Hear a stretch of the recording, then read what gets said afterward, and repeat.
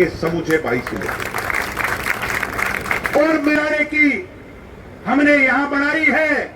हरियाणा के अपने साथियों को साथ लेकर इस मूवमेंट को गद्दे बिछा लेंगे और मैं कह करके चौधरी देवीलाल जी के चरणों में आप लोगों के लोग उठेंगे नहीं, इस संघर्ष को जारी रखेंगे, इस इनकलाब को जारी करने आया हूं कि शाम को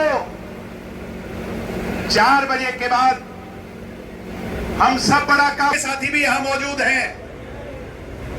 हिसार के साथियों से भी मेरी बात हो रही है। दिल्ली तक जब वो काफिला पहुंचेगा तो भी में पसीना जरूर आ जाएगा, ये मैं वादा और विश्वास है। दिल्ली जा रहे हैं और चौधरी देवीलाल जी का नाम सिर्फ उन नौजवानों की सेवा में और मेरे साथी करेंगे जो वहां संघर्ष कर रहे हैं। चाहे वो सेवा भोजन की होगी चाहे वो किसी और चीज की होगी, हम जाकर के उन नौजवानों की वहां सेवा करने का काम करेंगे। ये है तभी 12 साल में पहली बार नौजवानों की चिंता के लिए मुझसे इन गूंगे बहरे लोगों के माथे पर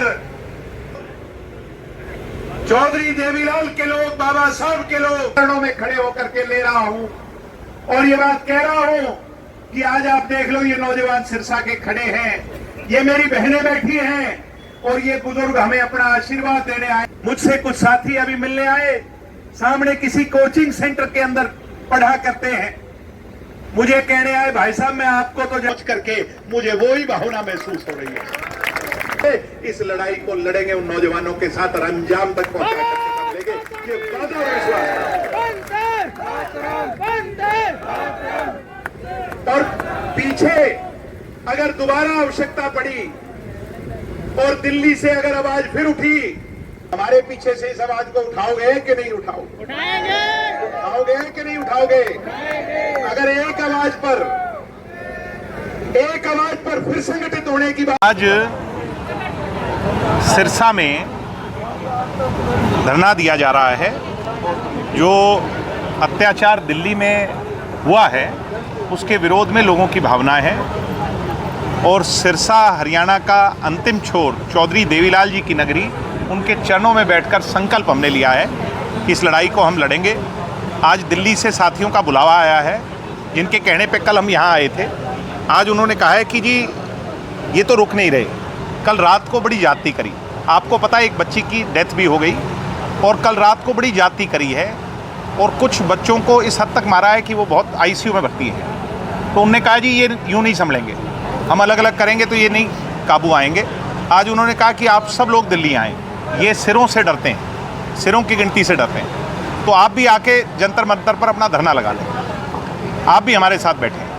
तो मैंने कहा अगर ये ऐसी बात है तो फिर हम कतई देर नहीं करेंगे, हम 4 बजे यहाँ से चल करके और पूरे हरियाणा के कार्यकर्ताओं के जत्थे को साथ लेकर के हम दिल्ली जा रहे हैं।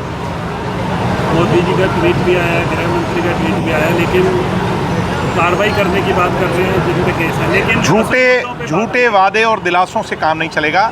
प्रधानमंत्री हैं वो इस देश के, हम सब उनका सम्मान करते हैं, हम उनसे जवाबदेही यानी एक अकाउंटेबिलिटी चाहते हैं और हम नहीं चाह रहे, मैं कुछ नहीं हूँ इस आंदोलन में, ये स्टूडेंट्स का आंदोलन है, उनकी लड़ाई है, इसमें स्टूडेंट्स चाह रहे हैं और वो जवाब लेकर के। क्या लगता है कि सरकार झुकेगी सरकार? निश्चित तौर पर सरकार को झुकना है। लेकिन जिस तरह का रवैया रहा है पिछले 20-22 दिन, रवैया बदलना पड़ेगा, अहंकार छोड़ना पड़ेगा। जी आज मुख्यमंत्री सिरसा में थे और उनसे सवाल किया गया तो उनका जवाब था कि कांग्रेस है इस मुंह से इस तरीके की बातें कर रही हैं। हालांकि उन्होंने अपना जवाब नहीं दिया। कांग्रेस मुझे अचंभा हो रहा है और दर्द इस बात का ज़्यादा हो रहा है कि बीजेपी के लोग ये कह रहे हैं कि कांग्रेस किस मुंह से मांग रही है। अगर कांग्रेस ने अपने समय पर गुनाह किए तो हमने तुम्हें चुना, क्या तुम भी कांग्रेस बन जाओगे? कांग्रेस के पास अधिकार है या नहीं तो जनता तय करेगी। तो क्या आप भी कांग्रेस के किए हुए कुकर्मों को दोहराओगे? ये सवाल है।